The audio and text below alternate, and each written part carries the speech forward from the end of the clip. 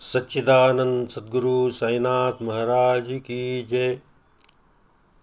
मैंने अपने एपिसोड में बताया था कि साईं बाबा संस्थान शिरडी से बाबा द्वारा मुझे आमंत्रण पत्र भेजा गया। उसमें लिखा हुआ था 14वें साईं लीला लेखक कवि सम्मेलन 4 एवं 5 मार्च 1995। तो उस सम्मेलन में हम लोगों के लिए ख़ास बात ये थी कि लाइब्रेरी खोल दी गई थी और उस लाइब्रेरी से हम जो साईं लीला मासिक पत्रिका है उसकी कितनी भी किताबें ला सकते थे। उसका हमसे कोई शुल्क नहीं लिया जा रहा था। तो मैंने भी 8-10 पत्रिकाएं वहाँ से पुरानी वाली ले ली और हम लेकर के आ गए। जून 19 अप्रैल 1996 में मेरा तबीयत ख़राब हुआ, मैं बीमार पड़ा।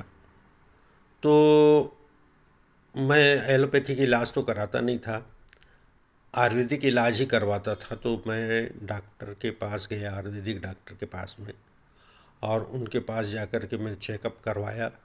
तो उन्होंने बोला कि आपको स्नोफिलिया और इससे एलर्जी हो गई डस्ट से, इसलिए आप 15 दिन छुट्टी लेकर के फैक्ट्री ना जाएं और घर में दवाइयों का सेवन करें और घर में ही रहें। तब मैं घर में आकर के और छुट्टियां मैंने अप्लाई कर दी और छुट्टी ले ली मैंने 15 दिन की। अब मुझे घर में बैठे बैठे बड़ा ख़राब लगता था कि अब मैं क्या करूं, बड़ा बोर हो रहा था। तो मेरे दिमाग में आया कि वो जो पत्रिकाएं लाई यार, उनको अपने को पढ़ना चाहिए। तो मैं उन पत्रिकाओं को लेकर के उनका पठन कार्यक्रम चालू कर दिया। और जब मैंने एक लेख पढ़ा तो वो लेख पढ़ने के बाद में मुझे ऐसा लगा कि इसका काव्य रूपांतर करना चाहिए। तो मैंने उसका काव्य रूपांतर चालू कर दिया। और मैंने नहीं, बल्कि यूँ कहना चाहिए कि बाबा ने ही काव्य रूपांतर करवाया। मैं क्या करूँगा, मैं तो कहाँ इंजीनियर आदमी, कहीं कविता नाम की चीज़ तो मैं जानता नहीं था।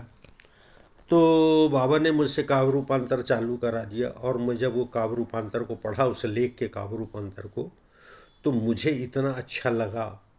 तो मैं बोला कि अब इस किताब के पूरे जितने लेख हैं उन सब का काव्य रूपांतर कर डालो। सब का काव्य रूपांतर किया। इस प्रकार एक एक करके जितनी किताब लाई थी उन सब का काव्य रूपांतर कर डाला। कुछ साईं से चरित्र थी, कुछ साईं चरित्र का भी काव्य रूपांतर किया। इस प्रकार से जब मेरा 15 दिन समाप्त हो गया, मैं स्वस्थ हो गया, तो फैक्ट्री जाने लगा।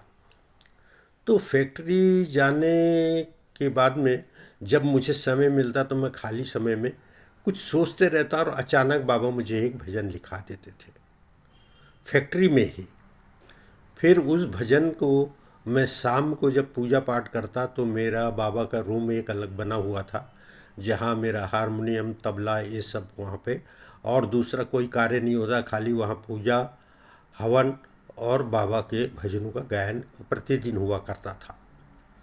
तो इस प्रकार से उन भजनों को मैं हारमोनियम में गा करके उतारने लगा। और ये नियम करीब करीब प्रतिदिन होने लगा।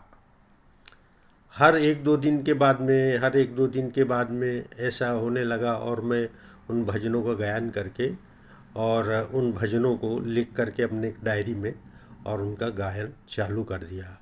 इस प्रकार से बाबा ने मुझको करीब करीब 70-80 भजन लिखाए, और उसमें बहुत सारी कविताएं लिखाई, बहुत सारे लेख लिखाए। और उत्तरोत्तर जो मेरी भक्ति थी और जो काव्य था, संगीतमय काव्य, संगीतमय भजनों को करना, और मेरे घर में हर गुरुवार को संगीतमय भजन चालू हो गया। और मैं धीरे धीरे उन मेरे यहाँ उत्तरोत्तर भक्तों में वृद्धि होने लगी। लोग बहुत आने लगे, और वो हमेशा 1 घंटा भजन होता था, और मेरा नियम था 7 से 8 भजन करना। तो शाम के 7 बजे से 8 बजे तक भजन होता था।